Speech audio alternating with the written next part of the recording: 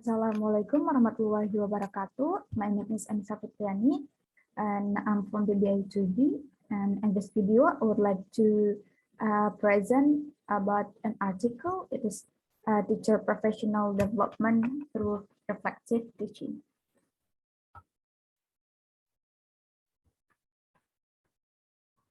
So about the article identification, the title is Teacher Professional Development Through Reflective Teaching, and the writer of the article is Dwi Rianti from Tanjung Pura University of Indonesia, and the article published on December 2021. So there are 4 parts for the article. The first one is introduction. The importance of reflection in enhancing teachers' professional development has been widely acknowledged and researched. According to Pakasley and Krugonen, 2017, and Lamb, 2017. Reflective practice has been part of the component that the Minister of Education emphasized for teacher professional development at the national level. And reflection for a teacher mostly done when the teacher are conducting classroom activity research. And so in this investigation is helpful to know how in-service teachers reflect on their teaching. And reflective practice should be used as a tool for improving their teaching practice. The second part is method. The design of this research is a qualitative case study, which is the researcher interested gained in-depth information about how the participant reflected their teaching. And the research participants reflect on one of their teaching moments in their own classroom after introducing the topic related to reflective teaching in TEFL methodology class. The research participants involved were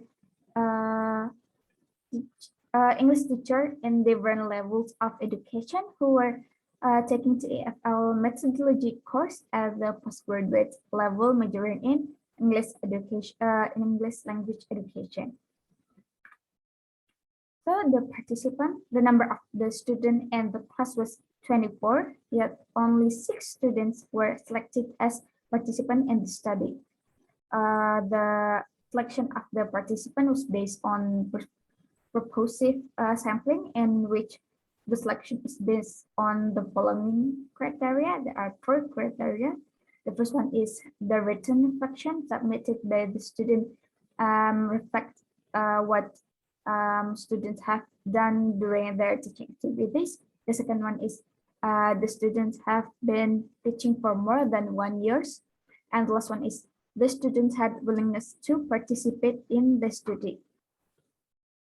And from the 24 students, there are 6 students that selected as a participant. So the rest of them who weren't chosen, it is because of several reasons.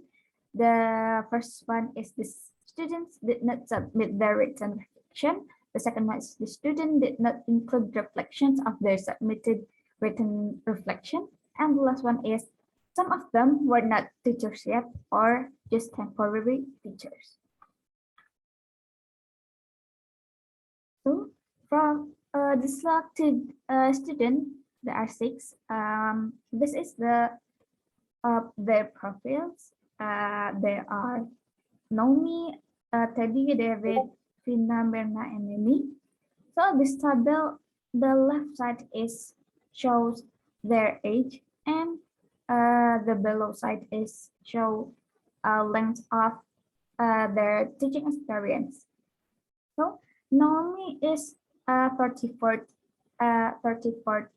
years old with 9 years of teaching experience, and Teddy is 30 years old with 4 years of teaching experience, and David is 25 years old with 6 years of teaching experience, and Vina is 35 years old with 8 years of teaching experience, and Mirna, 30 years old with 5 years of teaching experience, and last one is Neni is 35 years old with 9 years of teaching experience. So between the 6 participants, the oldest one is Vina and Neni. They are 35 years old, and for the longest teaching experience is Naomi and Neni with 9 years of teaching experience. So for the data collection, the data for this study were obtained through indirect observation and interviews. For indirect observation, the researchers were looking at the participants' performance for the teaching in the classroom, and through the open-ended questionnaire. And the main data was collected through participant written reflection on their teaching activities and the questionnaire. The researcher assigned each in-service teacher to write a reflection on one of their teaching activities with the duration of at least 30 minutes. And to obtain this data, the participant can record their teaching activities in the class. And for the open-ended questionnaire was then distributed soon after the teachers do the reflection to find out the impact of the reflective teaching on the participant professional development. So the third part is result and discussion. So in terms of the focus of the reflection, Naomi, who is teach in junior high school, she is focused on teaching techniques for her focus of reflection. And Teddy, he is in senior high school. He is focused on teaching technique and classroom management for his reflection. And Tommy, he teach in kindergarten, and he focused on teaching technique and classroom management.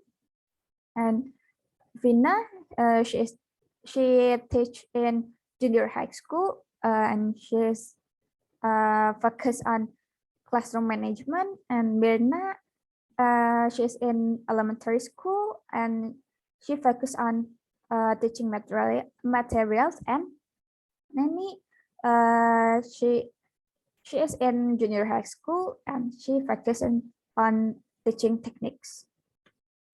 So in terms of documenting reflection, most of the teachers in the study didn't document their reflection in written form. From the 6 participants, only one participant, which is Naomi, who is the teacher of English in junior high school, wrote down her reflection in a book and even planned to publish the book she wrote. In relation to how in-service teacher do reflection, 5 out of 6 participants focused their reflection after the teaching movement. Only one participant always pondered about their teaching preparation. One participant it is Tommy, who is teach in kindergarten, because he always prepare the material before this the teaching activities, because he had to deal with young learners who with short-term memory. And in this case, the research participant mostly only describe what they did at each level without thinking more profound about what they did certain activities. And the findings show that this reflective practice contribute to their professional development.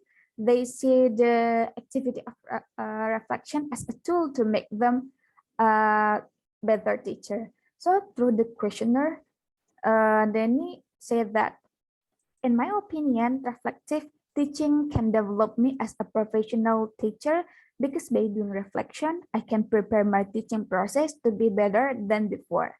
By having reflection, I try to solve the problems that I found in my own teaching. Without having a reflection, I usually think that my teaching process have already been well done.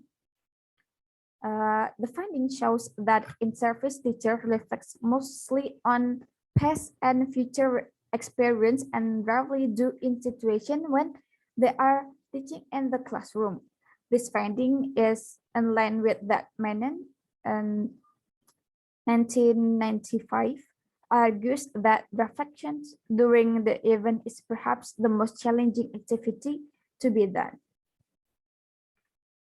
So the last part is about conclusion.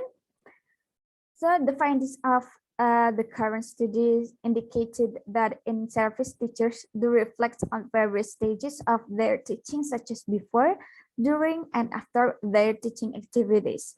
However, in terms of their level of reflections, in-service teachers in the study is still reflect at descriptive level, according to J. N. Johnson, 2002, or low level, according to US et al.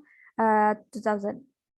In relation to the impacts of reflective teaching on their in-service teacher professional development, all the participants considered doing reflection as an essential activity to make them better teachers professionally. In relation to the impacts of the reflective practice, the findings of the study echo previous research, Ahmad et al. 2013 and Disu 2016, in which teachers perceive reflective practice positively as the activity helps them to prepare their lesson plan better, improve their teaching skills, and solve the problems in the classroom. Additionally, the current studies findings also resonate with previous research on reflective practice conducted by Fakazli and Kurgonen in 2017, in which reflective practice contributes to professional empowerment. So maybe that's all about the article. Thank you so much, and wassalamualaikum warahmatullahi wabarakatuh.